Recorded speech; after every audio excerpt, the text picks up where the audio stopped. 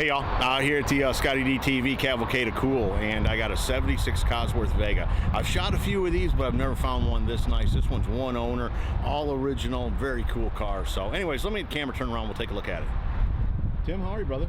Good, how are you, Scotty? Outstanding. Tell me a little bit about this hot rod. This here is a 76 Cosworth Vega. How long have you had the car, Tim? Since it was new. You bought it brand new? Brand new. Did you have to order it? Did they have it in stock when you went down there? Sitting on the dealer lot. Back then, they'd give them away, wouldn't they? Well, No? They were still proud of them when you got them? that's right. How many of these cars did they make? They made 3,508 is the total number that I know of. For 2 years production? For 2 years, yes. 1,576 and 2,075. Have you done anything as repainted or anything, or is this exactly the way it was? This is the way it was, except for the wheels had to be restored. They actually were turning when it was new on the dealer lot. Sun. You said just from the sun on the lot they were. Yeah.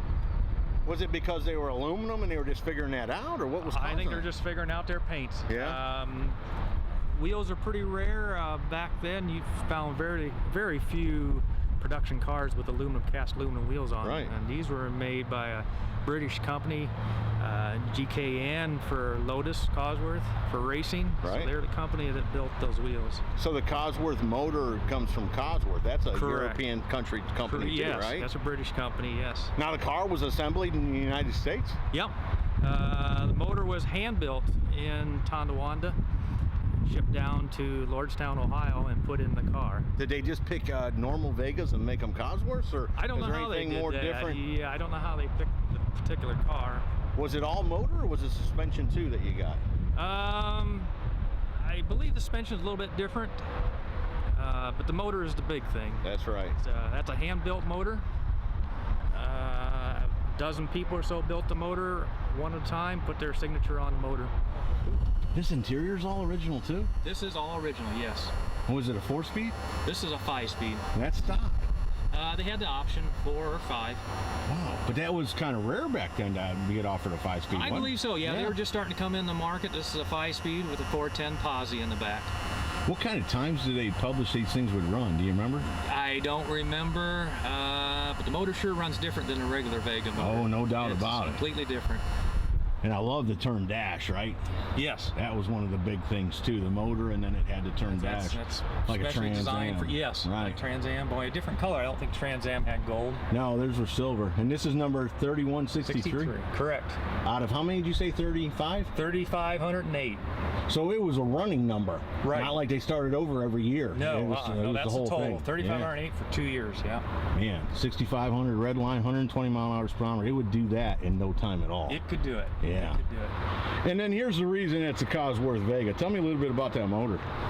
Well, that is a Cosworth Vega. Back then, that's fuel injected, electronic fuel injected. This is the first, I think, that GM come out with electronic fuel injected. This was the beginning. Because back in the 60s, it was mechanical. Correct. Right. Correct, for racing only, and everything else was carbureted. How many horse were they putting out, you remember? Well, I think they started out with 160 on this. Some time they detuned it to meet all the emissions throughout the country. I think it was down to 110. But So with a little work, you can crank these things up. oh yeah, it don't take a But they whole didn't lot. last very long, even at that lower horsepower. Well, they last pretty good. Yeah? It's very surprisingly much. I think a lot better than the standard Vega engine. Yeah. You're a fan, okay? Because a standard Vega motor wouldn't get you out of the parking lot. No. At least this one get you home a couple of times. That's correct. No, that's cool, dude. And obviously you keep it clean and all that. Stainless steel headers from the factory. Was it block aluminum? Blocks is aluminum. That's the box. Dude, that was block a is real pretty race well- motor. Yeah. Yeah, for the day. It's freestanding cylinder walls on it. Yeah. Like a race motor. Right. Yeah, solid lifters. And what about brakes? Brakes pretty standard. Yeah. It could be a little more brakes. It's all about going. Who's worried about getting stopped? It's just one of those quirky things that I always like. My dad's friend had one. He had a black one. I can remember he ran between his house and his farm in Indiana, and man, he would just run her wide open all the way over there. His didn't last that long, but I've just always thought they were cool cars. They were Vegas, and they were the hottest thing on the street at the time. Like, I'm sure they would beat a 76 Corvette, Mustang, any of that. Man, and that one is just like, you know, there it is, capturing history, right, guys? That's what a Cosworth Vega looked like when it came from the factory. Tim, thanks so much for bringing it out, brother. Thank you, Scotty. You want to give a shout out to the Cosworth Club? I sure would. Cosworth Vega Owners Association. They got a website? They do have a website, yep. Okay. So if you're interested in Cosworth, you can go Google that. CVOA, yep. Okay, .com? .com, Cool. yep. Tim, again, thank you, brother. Thank you, Scotty. Folks, there you go. Factory fresh, all original, Cosworth Vega from the ScottieDTV Cavalcade of Kool. Hope you all enjoyed it. See ya!